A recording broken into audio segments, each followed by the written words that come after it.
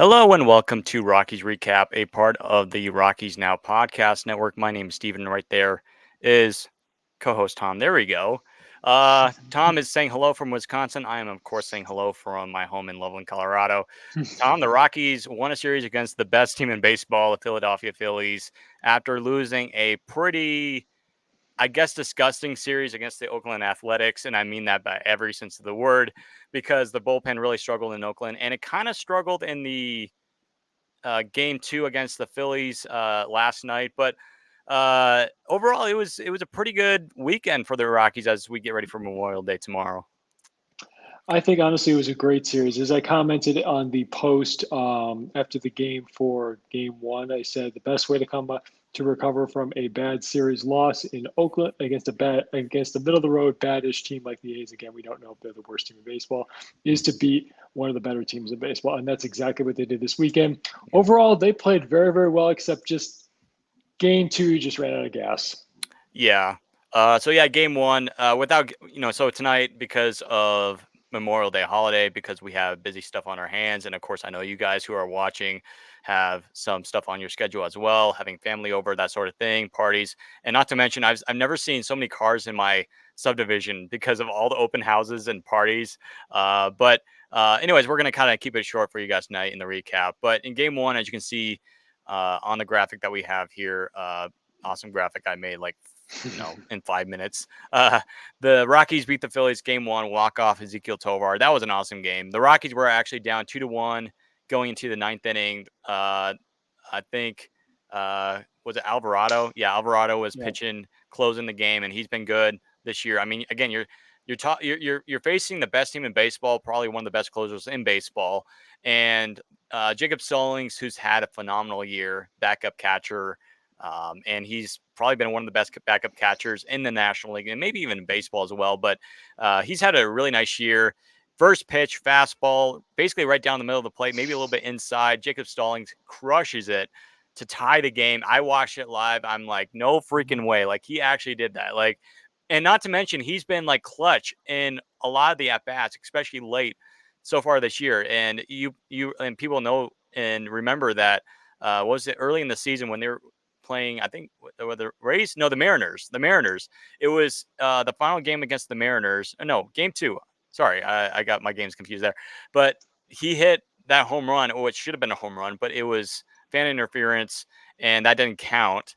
And so, but yeah, he's had a bunch of clutch home runs that tied the game, went to extras. Good job by the bullpen, by the way, which Mhm. again really struggled in Oakland. But for them to actually do well in this game, the starting pitching as well, it was by Ty Block, who has kind of struggled this year, especially starting on the mound. He was great. But yeah, the Rockies they got the walk off with Ezekiel Tovar. He got a knock to win the game 3-2. So that was a nice game one for the Rockies. And then, like Tom was saying, game two yesterday was just something you want to forget. It was the Rockies. They were playing great all game up until the inning that's really haunted them this year. That was the ninth inning. And the Rockies, they just could not close it out. Justin Lawrence came in, did not do the work. I think John Curtis, who was just called up this week, because Lambert got DFA'd or moved down to AAA. Or no, was it Matt Cook or Lambert got DFA'd? I think it was Uh, Cook. it was Cook. Yeah, Cook got DFA'd. Lambert goes back to Albuquerque. But anyways, he came in, and so yeah, it was just it got nasty. I mean, there was a point where I think it was like 4-3 or 5-3. I'm like, okay, it's not good, but hey, it's doable. The Rockies could make a little comeback here, and they did get a run last night in the ninth inning. Ninth inning. Thanks to Charlie Blackmon's 600th career extra base hit, which is, by the way, second most in Rockies history. And I think he beat out, was it Larry Walker, I believe, in It was that category. yeah, it was Yeah, Larry and Walker. yeah, so that's really, really cool. Happy for Chuck. But again, it was one of those games that the Rockies should have won, and frankly, they should have won. They should have swept the series, considering last night. But yeah, it was one of those ugly games where it's just like, oh no, not again. But and then we'll mention very quickly that Jordan Beck had to leave the game in I believe the first inning. He made a diving catch, great catch by the way. But looking at the replay, he rolled on his hand or his finger, went back to the dugout, thought it was fine initially, just a little bit painful. but when he picked up the bat, he immediately dropped it. It was pretty painful for him, and the Rockies had to replace him with Hunter Goodman, who made a good catch later in the game. That was pretty cool to see. But yeah, not a good game. Game two, again, a game the Rockies definitely could have won. And then today, it was one of those days where it's just like, you just want to get at least a hit because the guy that was pitching on the other side, Ranger Suarez, has been arguably the best starting pitcher in the National League. I mean, coming in, he had a 9-0 record with an ERA under, I believe, one and Two, like under two. yeah, and so it was just like, oh, because the last time he pitched against the Rockies was just like a month ago when we were in Philadelphia. He pitched a complete game shutout. I remember that was horrible. And so I was like, please, Lord, just give us something. Like, give us maybe a run. That would be nice. But they scored, was it 5 runs in 2 innings? And, McMahon got a big 2-run home run. And then Montero got a walk, and Hunter Goodman got a double. And so, really, a lot of the production came from the lower part of the lineup, which was great to see that Bud, played some of the rookies or some of the young guys in there. So that was fun. So yeah, the offense, really all you needed was those first couple innings of offense with those 5 runs, and the rest of the work went to Cal Quantrill, who again was fantastic. Bullpen, Tyler Kinley was great. Nick Mears was great. All around a good game. It was a low scoring game too. If you look at the box score again, we won't go into huge detail tonight because we're kind of running it short here tonight. But it was kind of a low scoring, low hit game today. Even though the weather was nice and it was kind of warm, but the Rockies they cooled off the Phillies bats today, and then frankly in games 1 and 2, I mean game 1 and 3, uh, the Rockies they kind of cooled off the Phillies there, and again the Phillies are coming into the series. They were the best team in baseball with the best record, and they were on a pretty good winning streak, and now the Rockies they kind of snapped that, and now the Rockies they've won 2 of their last 3, and really again like I said, they should have swept the series and they should have won the series in Oakland, but the bullpen is struggling. But it was nice to see a nice Rockies series win here, especially after the road trip in San Francisco and Oakland that we had. A big takeaway I take from this series is all 3 starters went 6 or more innings. That was, I think, huge. And I think you and I talked about this a couple of times last year about how the Rockies struggled to get innings out of pitchers, especially starters. That's not the case this year. Our starters are going deeper into ball games. They're covering more innings, not just covering innings, but they're doing quality innings. So that was critical in this series, especially, and it's been notable in previous series, but this one I think was what you definitely wanted, considering, like we said, you're playing the best team in baseball. You want to bring your A game, and Block, Hudson, and Quantrill all brought their A game. And as I always say with starting pitchers, you give your offense a chance to win the ball game. That's exactly what they did.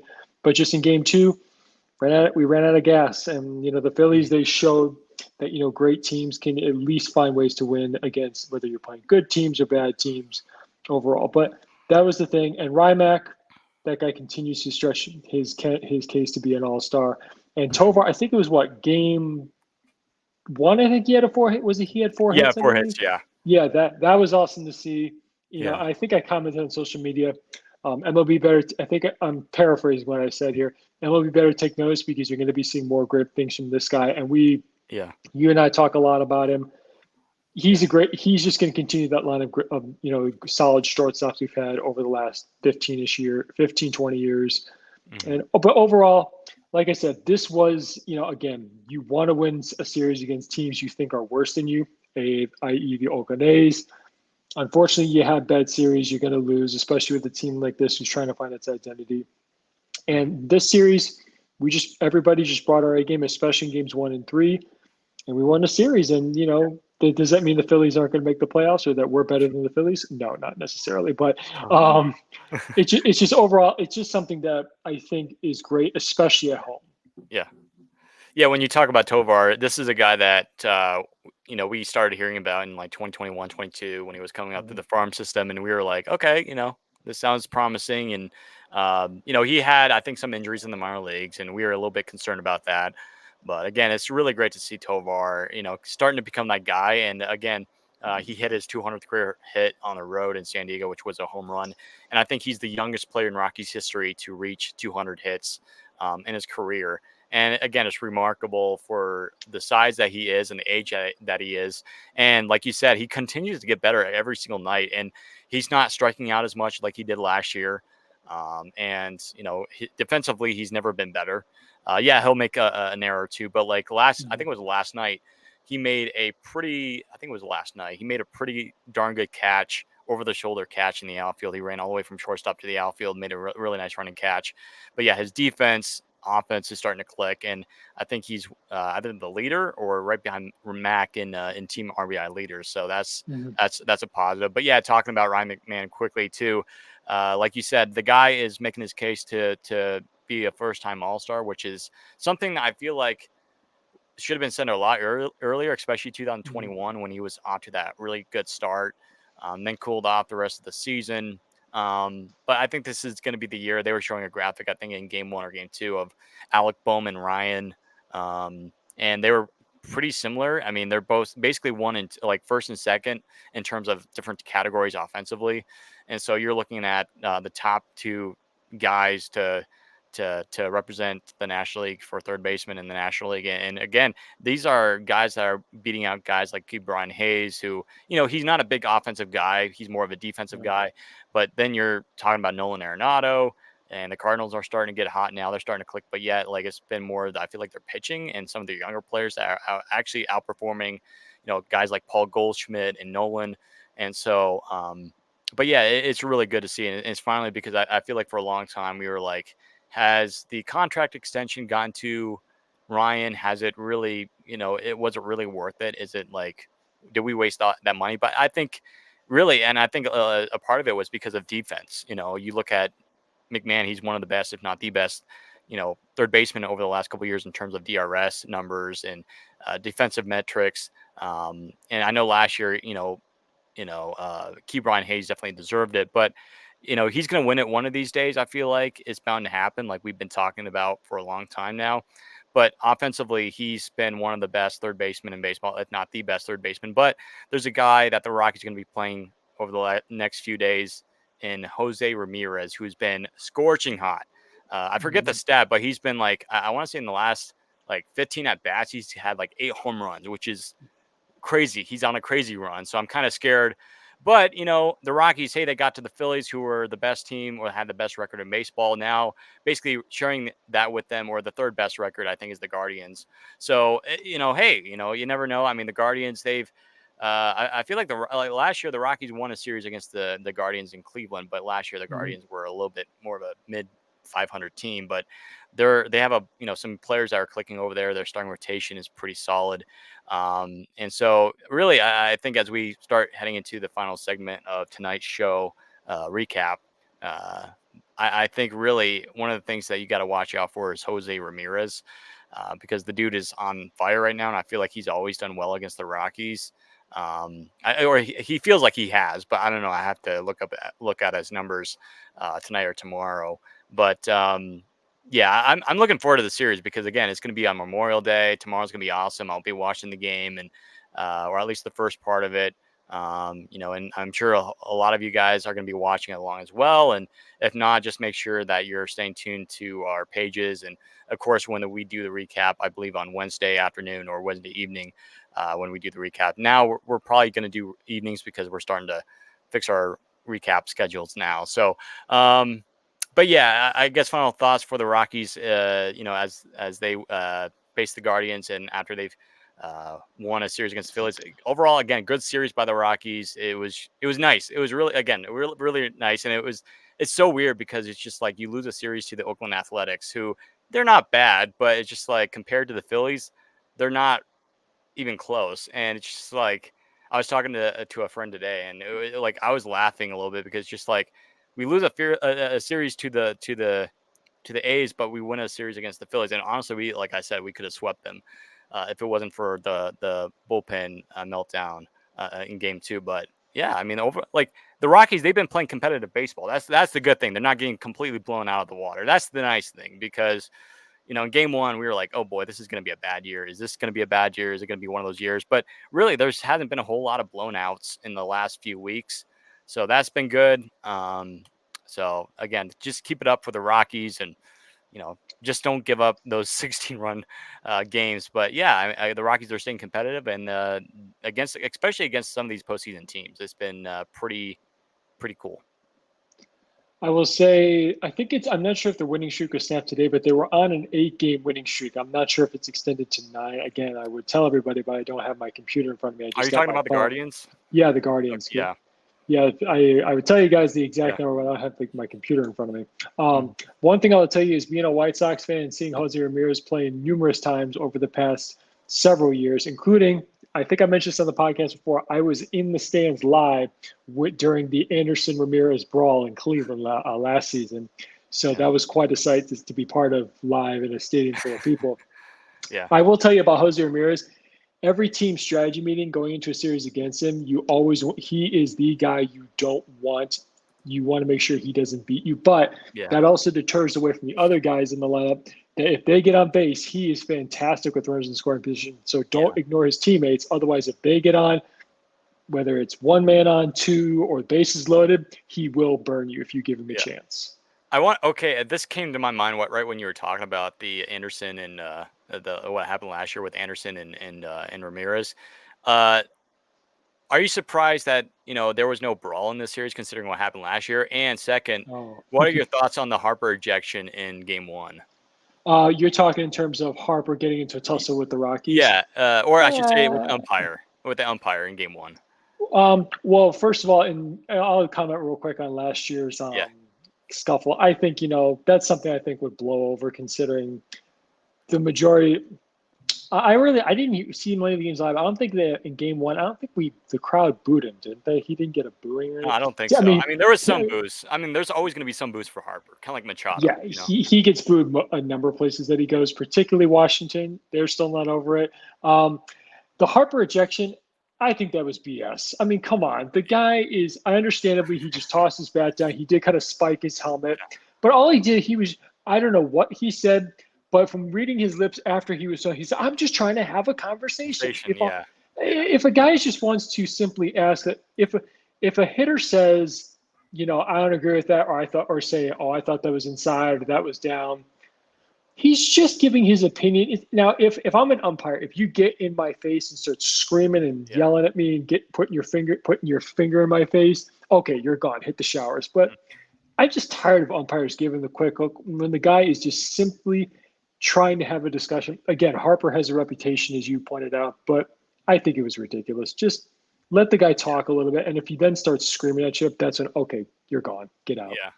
Yeah. I think he said something like, where was that? Basically, that's what he was saying. Was that in? Was that in the Yeah. strike zone? And the umpire was like, that's how he's according to Harper, that's how he responded. He was like, it was right around there. And Harper then said something, and it probably because of that something that word or whatever that phrase he used, the umpire was like, okay, you're gone. He's like, hey, I'm just having a conversation with you. So I thought that was Hmm. kind of it was like BS, but also it's kind of funny too. It was just like here he was ejected last year in the Phillies Rocky series at Coors Field. So it's just like, it was weird, but at the same time though, I was like, hey, at least the Rockies don't have to play him in Game One, and it helped, I guess. I mean, because Harper he got a big home run in Game Two, which really was the dagger. And I think it was like was it a 2 or 3 run home run last night? Three, Yeah, three. 3 run. So it's just like whenever he's in the lineup, he's always a threat. And so I guess it was a more of a positive. I mean, who knows? Maybe the game would have gone the other way if Harper was playing in Game One. But yeah, I agree with you. It was just like first inning, really, like, and he was only the third guy at bat in the game. It's just Right. like if like you said, if he slammed I think last year he slammed his helmet down or something, and and then when he got ejected the other night, he didn't slam his. He just like tossed it. Like it's not like oh that's ejection worthy. I mean there is a violation. You'll get fined in baseball if you like throw your Right. equipment or whatever. But he didn't really throw. He just tossed it, and he wasn't tossed for that. It was just that he said something that obviously the umpire didn't like. And I'm not saying the umpires completely soft, but the umpires, they need to be a better job. And I agree with you. It's just like that was kind of weird. But at the same time, though, as a Rockies fan, I was like, hey, at least the Rockies can take advantage of this. And they did. So that was really, really cool. But I well, think umpire. if you're a Rockies fan, if you're a Phillies fan, I completely understand why Phillies fans would be irate of what happened in Game One because again, he's arguably your best player, and he's a future Hall of Famer. So yeah. Umpires need to have some thicker skin. Yeah. Yeah, well, and then it came on the day that Rob Manfred came out and said that, we're gonna wait to do the robot umps are not ready for 2025. So it's just like somebody was saying, well, maybe because the umpires heard that like they decide, you know what, we're going to make some bad calls today. And I think there was a couple of bad calls that game. And was it this weekend or was it before the weekend that bad call to your White Sox? It was that uh, pop fly in the infield, and it was Oh, that was yeah, Thursday night. That was yeah, Thursday night. yeah, Okay, I mean, if the infield fly was called, the play is dead. So there yeah, can't. First of all, there can't be any interference call, and yeah, two, Vaughn was just simply walking back to second base like you normally would. He wasn't purposely sticking his foot out or putting his arm out, saying, "Ha ha, I'm interfering with you." That yeah, is total BS. yeah, That was just ridiculous. yeah, Oh my God, I just the whole thing, and I just yeah, that was just completely insane. yeah. And I that's and saw what that. It was just like I shook my head. I didn't say anything. I just when I saw the replay, I'm like, what's stupid, going on? Yeah, absolutely. I mean, yeah. if I was Pedro Grafal, the White Sox manager, he was screaming, yelling. I would have blown a gasket if I was him. Well, and then I MLB stepped in and was like, hey, yeah. yeah, it's just like it was so bad. I mean, also, and quote real quick, it was ridiculous. But going back to the Harper thing, real quick, I Yeah. think they showed a stat, they showed a graphic during the game. Among active players, He led the ejections, yeah. he has the most ejections. I think it was 21. Yeah, and, like, the next person was not even close next to Harper. It was, like, in the teens. I Ah, think it was in, it like, in was. the teens. I'm trying to remember who it was. It might have been Machado. Machado was on Yeah, there. and even Nolan was on there. Nolan Oh yeah, Arenado was on he said a fair amount of there. ejections. Yeah, You know, yeah, I remember one time. I remember what was it? One time, I think it was during his rookie year. He kind of got in an umpire's face. yeah, And also going back to the catcher, our catcher situation. I think it was game one after, or I can remember, it was after the Stallings home run. I believe they showed that the Rockies lead all of baseball in OPS among yeah, team catchers. OPS, yeah, and that's awesome. Like, Yes. again, like, the Rockies, they've had trouble with catching for a lot of Mm, years where their catchers usually didn't perform all that great. And you're talking about, I mean, Stallings is not going to be an all-star. Diaz might, but mhm. talking about Stallings, he's hitting over 300, one of the best on the team in OPS. And he's been, like I said, he's been one of the clutch players on the team next to Rymack. I would say the top two guys on the team that are clutch have been, well, I should say top three. I'll do top three just for fun. I'll do Rymack, Tovar, and Stallings so far this year. They've been super clutch, especially moments where you need to get a base hit. Those guys are always there to get you a base hit or something like that. And I guess, and I'll quickly mention too, again, we don't want to go on tonight. We want to finish this in a second, but Brenton Doyle, I think, was it last night? He had like 3 stolen bases, which was really cool. He stole second. I think he even stole third. So yeah, he had, I think, 2 or 3 stolen bases last night. I think he now has like 12, I believe 12 stolen bases now on the season. So it's nice to see the Rockies actually are, uh, stealing a lot of bases. And actually, like last year, they were basically dead last in stolen bases or like second to last. And this year, we're starting to see a lot more good discipline on the bases, because last year you look at a team like Arizona, they went to the World Series, not because they stole bases, but that was one of that they play small ball. And that's what the Rockies need to do. If you're not going to do well in terms of power, especially on the road, or if your offense is just not clicking like it was for the majority of last night, I feel like steal some bases, like get some guys in run scoring position because that will help you get runs on the board. So that was really good to see. That was nice to see that Mhm. he's hitting well. He's in like 270 still, and but yeah, he's stealing bags, and he's been a speed demon for the Rockies this year. That's been great. But yeah, I really can't think of anything else to talk about as we get into tomorrow. So yeah, folks, again, thank you so much for your support. Again, we just recently hit 4,000 followers on Instagram. Thank you so much for that. Big shout out to you guys, and just letting you guys know. So, starting in this series, we decided that we're going to allow our followers on Instagram to be a part of our Rockies pick to click thing that we do before each game. So, you might be wondering again if you don't know what it is. So, pick to click is basically each game you submit a player that you think is going to perform the best in that game. And I was thinking about this the other night because I want to have some like award for somebody if you get first place. So here's the thing. So at the end of the season, um, the follower that has the most points, because again, if you get the player correct or if the player has the best game, you get 2 points. If the player that you picked is not the best player of the game but is a contributor for that game, you get 1 point. So vice versa. And so the follower that gets the most points by the end of the year will get a $5 Amazon gift card. It will not be a physical gift card. I don't feel like mailing it out to you because I am poor as a church mouse. Um, but we'll do it on Amazon. We'll send it via email, that sort of thing. And also, we'll be doing a special shout out on a post at the end of the season. So again, if you want to join our pick to click, just let me know. Just let us know. Or just like tomorrow, like right before the game, if you see the lineup or if you see our story on Instagram, be sure to submit your pick to click. Again, pick any player in the starting lineup that you think will have the best game. But anyway, Tom, hope you enjoy your final few hours in Wisconsin, and I hope you enjoy the Memorial Day tomorrow. Same to you, Stephen. Absolutely. All right, everyone. Hope you have a great holiday day tomorrow. Stay safe out there. Have fun, and we'll talk to you on Wednesday after the Rockies and Guardians series. As always, go Rockies.